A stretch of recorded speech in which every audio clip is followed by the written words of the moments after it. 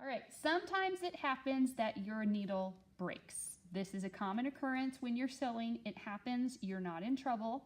But what I do want you to know how to do is to change it if it does happen. You can come to me and get a new machine needle, but first you'll need to remove the old one. To do that, with your left hand, grab the shaft of the needle. Don't grab the pointy part. We don't want it, well, imagine the pointy part's broken off. But there is a black screw up at the top. You are going to turn that towards you.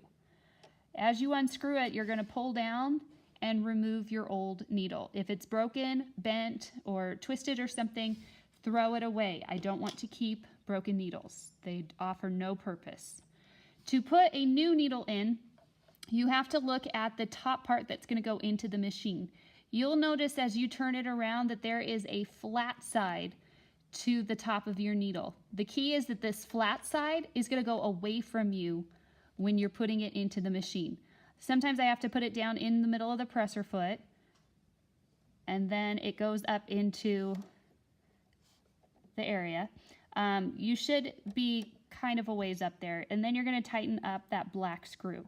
You don't need to tighten it so tight that the next person is going to develop blisters trying to unscrew it, but you don't want it so loose that this is just going to fall out. But enough in there, if you give it a little tug, it stays.